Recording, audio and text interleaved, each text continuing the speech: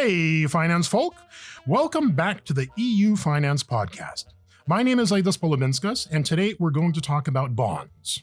Green bonds.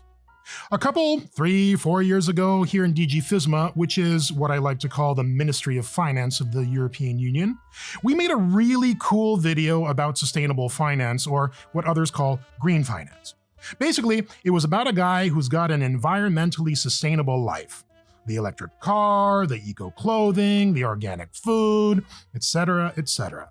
But for some reason, he's surrounded by horrible black smoke like a Death Eater from Harry Potter. Turns out, the smoke is coming out of his wallet. His money isn't eco, it's dirty. The point is, we seem to forget that one of the most important things we can do to create and affect change is with our wallets, with our money. The EU is arguably the most important green market in the world, so it's got serious impact. What is it going to do to help us to be greener financially? I've asked Axel Fougner, the European Commission's undisputed expert on the European Green Bond Standard, to help me out on that question. Greetings, Axel. Welcome to the podcast. Hello, Aidas. Thank you. I'm glad you're here because I want to talk about green bonds. What are green bonds? Okay, so a green bond is a type of bond, and a bond is a way for companies or a public entity, such as a country or something smaller like a local government, to borrow money, typically large amounts of money on capital markets. Okay. What makes a bond green? What makes it green is that compared to conventional bonds, the issuer of the green bond, the company or the country, is committing to spending all the money that they raise from selling the bond on projects that are good for the environment. So that could be many different things, renewable energy, could be energy efficiency measures like insulation, heating project, new housing, renewable or sustainable transport solutions like electric vehicles, batteries, etc. Many different things, all the things that our economy needs to transition towards a more sustainable, climate-friendly model. So basically, it's companies companies and countries or whatever borrowing money like they would with any normal bond, but that they're going to spend all that money on being friendly to the earth and doing green stuff and climate friendly stuff. And so if people are investing in those bonds, they know where that money is going. It's going for climate friendly stuff. Right? Yeah, that's exactly it. So before the issuer issues the bond, they will publicly announce what kind of projects they want to spend the money on, what kind of green projects. And that allows investors later to hold them to account. So it's actually a win-win situation for both issuers and investors. For investors, it's great because they know that their money is making a positive contribution to the environment. And they also get some reassurance that the company they're investing in, for example, is taking climate change seriously and is aware of the risks of climate change. For the issuer, it's also great because they get what we call a reputational boost. I mean, they get to show concretely investors what they're doing to tackle climate change. And there's even some research showing that in certain cases, investors are willing to pay more for a green bond for this reason. So they already exist. I mean, like we've heard about that, and the way you're talking about it, it's clear that they already exist and that people are already doing this. I read recently that there was an agreement between Parliament and the Council that they're finally moving forward on the EU green bonds. So what's new about this? What's special about the Commission's proposal or about EU green bonds?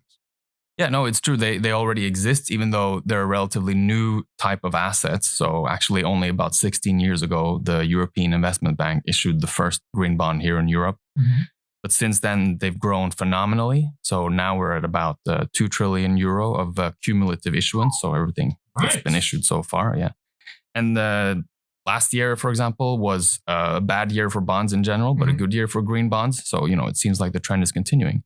The question is, where is this trend going, right? If investors are taking companies at their word and investing money in the green bonds, then they need to be sure that the actual projects are green. And today, one of the things that we see in the market is that there's many different definitions of what is green. So this is what the European Green Bond Standard is all about. European Green Bond Standard is a standard. It is a set of rules that you follow. And in return, you get to call your bond a European green bond. It's not ready yet. We're still working on finalizing the standard, but we recently reached a political deal here in the EU. So it's coming soon.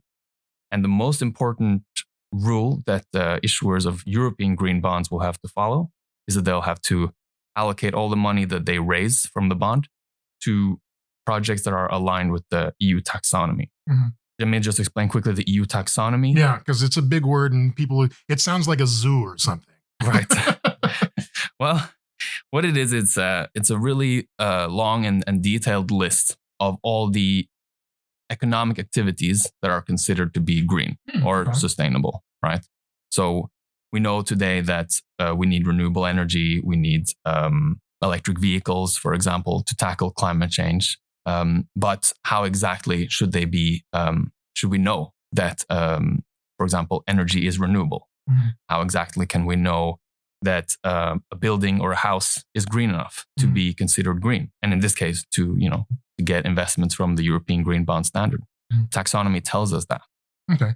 So if I understand correctly, what we're talking about here isn't specifically European Union green bonds, but rather the rules that the Commission is laying down so that others can basically market their bonds as meeting the green standards that the Commission has laid down, right? Yeah. Okay. That's exactly it. But when you say rules, what I would rather say is it's a voluntary standard. So today in the market, you have standards that explain that if you want to issue a green bond, you need to spend the money on green projects. You need to disclose to investors and to the world, basically publish documents showing how you're spending the money. And then you also need to get a company known as an external reviewer to come and check that you've done all this properly and that your projects are good for the environment. So these are standards that the market is applying voluntarily. Because like I said, green bonds are a win-win situation. We don't have to force anyone to issue green bonds. They do it voluntarily. Okay. You mentioned forcing, or not forcing anybody to issue them. That's the question. Who can issue these EU green bonds? Is it going to be the Commission, or is it going to be the Council or Parliament? I mean, who's issuing? Any company that is issuing, or any public entity like a government or a local government that is issuing conventional bonds can also issue green bonds and European green bonds, provided that they abide by the rules of those standards. So in our European green bond standard, we have set quite ambitious rules, quite strict rules, you could call them, because we really want to make sure that the money is spent on projects that are truly green and beneficial to the climate. So any bond issuer that follows that rule and that follows the other rules we have in the standard about how to properly disclose this information to investors, how to properly get it checked by a company called external reviewer, as I mentioned, can use this standard. Okay, so now we know who can issue them. It's pretty much anybody, any company, anybody who can issue a normal bond can issue these bonds if they're playing by the rules and disclose it. So there's a transparency aspect to this, obviously. So who can buy them? I mean, who's the purchaser? Right. So purchasers of bonds are, for the most part, large financial institutions like asset managers, banks, pension funds. Bonds are typically quite large in value. They're quite expensive. So it's someone that has a lot of money to invest. But of course, if you're an asset manager, you're buying the bond, then you're putting that bond into a fund or another product that you're selling to normal people like you and I, who are just investing our savings. So at the end of the day, the green bond ends up in the portfolios of, or the investment portfolios of people like you and me. Okay. So basically whenever I have a little bit of extra money left over at the end of the month, and I decide to put some money into my kids' future college funds, I tend to look at stuff that has a positive impact on climate or on the earth or whatever. So can I expect that my fund manager is going to start marketing EU green bond standard based bonds to me? Yeah, hopefully in the future, right? When this standard gets properly up and running, And I think that there's a demand for ambitious standards in finance in general. Investors want to know that their money is being spent to address the actual challenges that we face with climate change.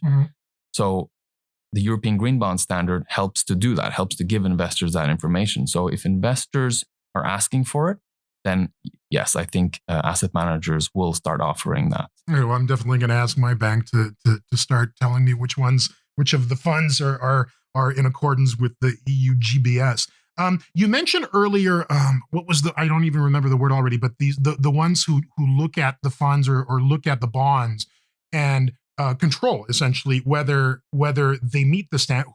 Who's that? And are they going to be able to guarantee that people aren't greenwashing, that they aren't lying about their bond going towards green projects? Yeah, so that's one of the important new things about the European Green Bond Standard is that we already know that there's already companies out there who are offering to check that companies issuing green bonds are doing it properly and that the money is spent on green projects. But they have very different ways of doing that check. So what we've done is that we've said, okay, from now on, if someone wants to use the European Green Bond Standard, then they have to get their bond checked by an external reviewer that's supervised and that's registered with ESMA, which is the European Securities Markets Authority, so here in Europe. And that's a way to make sure that the external reviewers, these companies, have the proper expertise, proper skills, that they're managed in a way that makes their opinion truly independent, so they're not influenced by anyone. And it also, why is it important that they have the necessary skills? Well, it's because they will be checking the bond projects up against this taxonomy that I mentioned, which is quite a detailed set of rules, and it needs to be done properly. Got it. Okay. And this is going to lead up to my last question, which is, and it's always the same question for everybody, is when?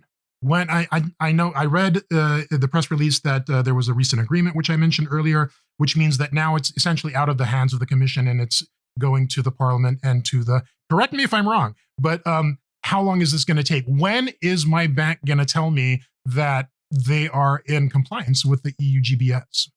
Yeah, I was just laughing when you said it's out of the hands of the Commission because unfortunately the work is still not done. So especially the Parliament and the member states and the Council are still, putting the finishing touches on this to make sure that the standard is fully usable, workable, legally sound. That's very important because once it's out, it's out. And I think that it's difficult to say exactly when it will be ready. But what I can tell you is that once the final text is adopted by the EU, then there'll be a 1-year period. Okay. And after that, issuers can start to issue their bonds according to the standard if they want. At the beginning, we'll probably see quite low take up. It's something that's going to have to increase gradually as people realize, okay, the standard is here and that they want to use it. But it's probably sooner rather than later would be a valid answer, right? Sure. We're doing all the work on this now over the next few months. So, with a few months and then the 1-year application period after that, it should be ready. Well, Axel, thank you so much for coming and chatting to me about this. I definitely have a much better understanding about how the Commission and how the EU are going to help us invest more responsibly and how the market, the financial markets are going to be able to use this tool, because that's what I'm looking at this as a tool that the European Union is giving to the financial markets to help us invest better. So thank you very much for coming in and chatting. Thank you. My pleasure. Okay. Clearly, green bonds are an effective way for private and institutional investors to support the transition to a climate neutral economy. They're clearly growing in popularity and point the way to a greener future for finance. Despite a really turbulent 2022 for the markets, issuance of green bonds in Europe grew by 10%. Europe has a leadership position in sustainable finance, and it looks like it's going to maintain that position. For that, the EU needs dedicated tools to guide bond investors into high-quality green investments and to compensate for the limitations of market-based standards. So, the Commission came up with this voluntary European Green Bond Standard, the EUGBS. It will be available to companies and to public entities that wish to raise funds on the capital markets to finance green investments. That means that we will be able to help the Earth by investing money into companies that are doing things that might help save the Earth. And if things go right, we'll make some money doing that. Sounds good to me. That's all for today. Do please tell others about this podcast. Like and subscribe. Until next time, bye.